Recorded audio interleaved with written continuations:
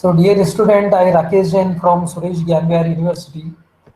Today I am going to teach you about AC, the alternating current. And I will teach you about the instantaneous value and average value of AC. And we will derive that how the average value of AC for a full clock cycle, for a full cycle will be equal to 0. So now first of all, just to see this MS Paint file. Just to see this MS Paint file, first of all.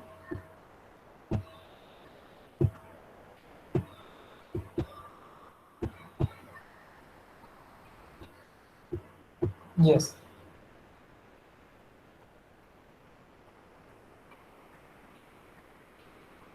So now our topic is the instantaneous value and average value of AC.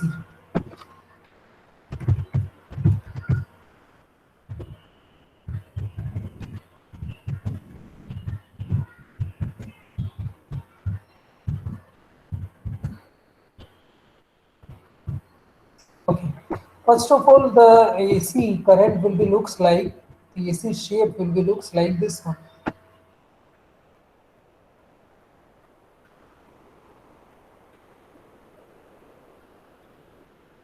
like this.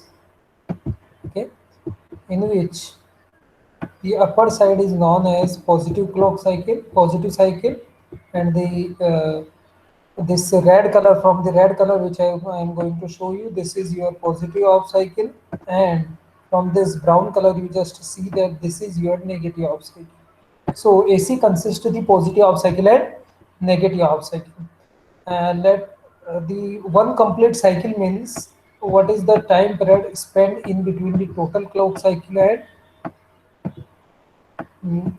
positive of cycle and negative of cycle. So this is the total time period t.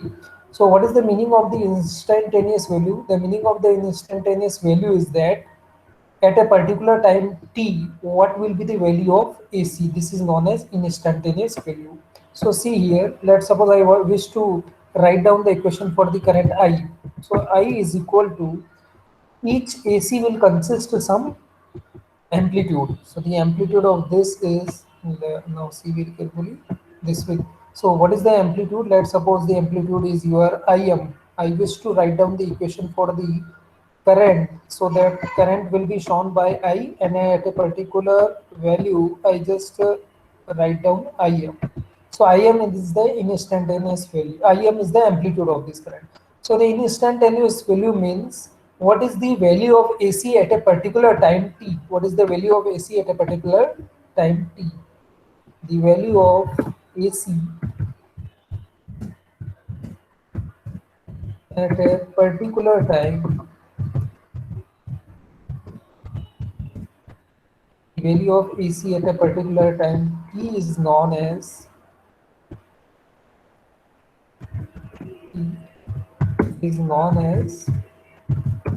instantaneous value. Instantaneous value. So at a particular time t, what is the value of AC? So here I just write down the instantaneous value formula. We just see that I is equal to, it consists of the amplitude, and because the shape is of sinusoidal waveform, sinusoidal shape, so that's why I just write down I is equal to Im. M will be in subscript. Im sine of this M is in subscript. So Im sine of omega t dt, sine of omega t dt. So the omega will consist the frequency whose meaning is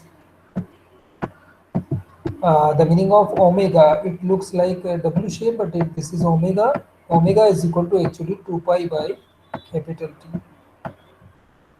So 2 pi by capital T is your omega. Okay, so now this is known as the instantaneous value of AC. Now I wish to find out the average value of AC. So average value of AC can be, we can easily determine with the help that we know that whenever we wish to find out the average value, we can easily find out the average value if we integrate that, if we integrate, okay, there are simple thing is that if you have numbers, then just add those numbers divided by the total number of quantity is known as the average value. For example, in a school or in a class, there are 5 students and they got some marks in any subject, okay. If we wish to find out what is the average marks in that subject, we have to add those marks divided by the total number of students, that is 5. So we will find out the average value of those marks. Now, how to find out the average value of AC? Similarly, similar to that concept, the average value of AC can be easily determined. The average value of AC can be easily determined if you just write down the, if I just write down the integration of the instantaneous value at a with respect to time t. Okay, so I am that sorry I am no, instead of I am I have to write down I average, I average, because I wish to find out the value of average value of current. So let's suppose the average value of current is denoted by I average. Okay. Now, what will be the formula for calculating the average value of AC? That is equal to integration. Integration. This is the symbol of integration. Okay. What is the starting value? I wish to find out the average value of AC for one complete cycle. For one complete cycle means one up and one down. Show you the one complete cycle. So this will be equal to, let the starting time period is 0 and the ending time period is capital T. So for this one complete clock cycle, I just wish to find out the value of AC. So the lower limit I should put here at the downside and the upper limit should be put at the upper side. So from 0 to T, integration of the instantaneous value with respect to time t. So what is the instantaneous value? Instantaneous value is equal to Im sine of omega t, and with respect to t I have to find out. So that's why I just write down dt over here. So I just write down dt over here. Okay. Now, because here my variable is t, here my variable is t, it means the Im is a constant. Im is a constant, so I just take it outside. Yeah. And the remaining term will be as it is, and the remaining term will be as it is.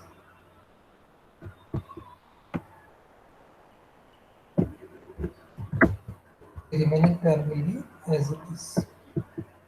So Im will be at outside, that's why we neglect this Im, and only sine omega t dt will be inside. Now, there is a basic differentiation formula, there is a basic integration formula, and we have to use that integration formula only. And that integration formula is your integration of sine x dx. If you have integration of sine x dx, then it will be equal to, if you have the integration of, let's suppose, sine x, sorry, sine x, and we want to find out the integration with respect to tx, then it will be equal to minus cos x. I don't focus here for the limit when I talking in the formula.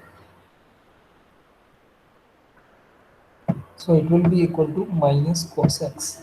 And if you have, let's suppose the integration of sine, let's suppose your constant, one more constant is with sine, that is x is present and y is also present, let's suppose, and you want to integrate with respect to x only, then what will be your answer? First of all, because sine xy you just want to integrate this, that's why minus cos xy you will find out at the output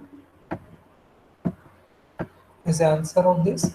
Minus cos xy you will find, but also because you just integrate this with respect to x, but y is also present, so that y will be at the denominator side. So these are certain formula. Now we use the same formula here to find out the answer of this integration. So just see, this is equal to Im is at the outside, so we just directly write down that Im as it is. Okay. Now the integration of sine omega t with respect to dt, because t is my variable. That's why first of all my sine omega t different integration is minus cos omega t. First of all, because sine term is there, that's why at the output of integration you will find out minus cos omega t. But it is divided. It will be divided by, because omega is a not a variable, so omega is a behave as a constant. That's why omega will be there, and some upper limit will be there. I just write down the bracket, and we have to put the limit also. What is the starting limit? Starting limit is 0, and what is the end limit? What is the upper limit? That is capital T. So this will be the integration of this. Now I have to find out the answer. Because this omega is a constant, I just write down this at the output side along with the Im. So Im divided by omega. Okay. Now inside you have two terms. You have a term minus cos omega t. At one time you have to put the upper limit, minus second time you have to put the lower limit, that is 0. And I also write down this minus at the output. This minus cos omega t. So I just put this minus also at the output. So in the bracket you have only cos omega t with you. So in the bracket you have only the cos omega t with you.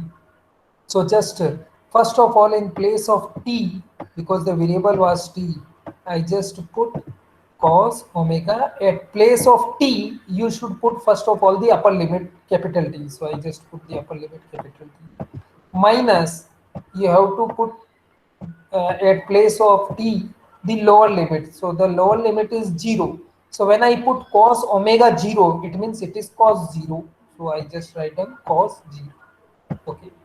Now see the next step. At the output side, I have minus Im divided by omega as it is. Now cos omega t. So see here in rough work, I just to show you that what is the meaning of cos omega t. Because you have cos, then omega, and then capital T.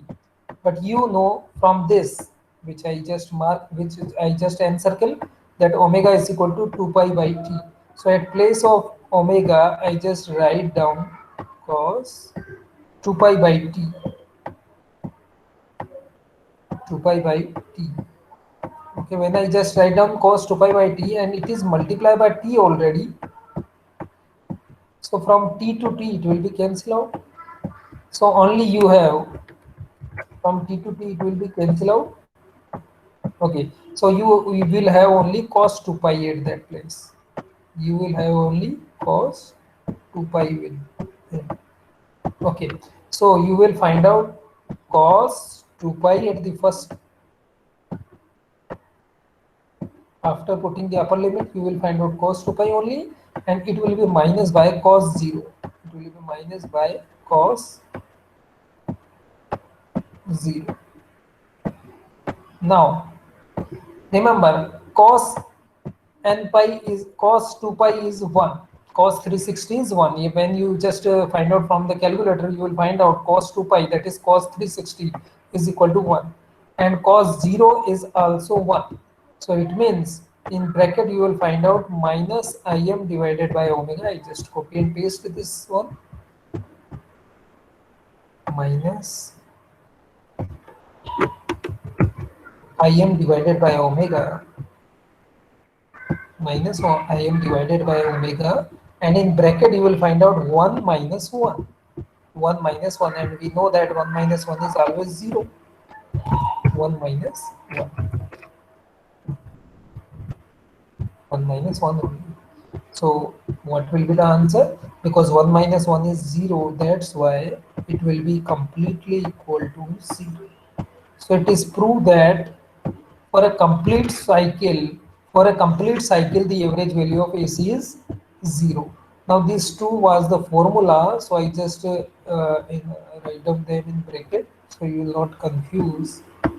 These are sorry. Okay. So your equation is related with if anyone asks you that prove that average value of S is 0, so we will begin our journey from this, then this step, then this step, then this step, and finally this step. So it is proved that the average value of AC for a complete cycle will be equal to 0. So it is proved that average value of AC for a complete cycle is 0. Okay. So this is your average value of AC. Okay. So thank you very much for watching this video.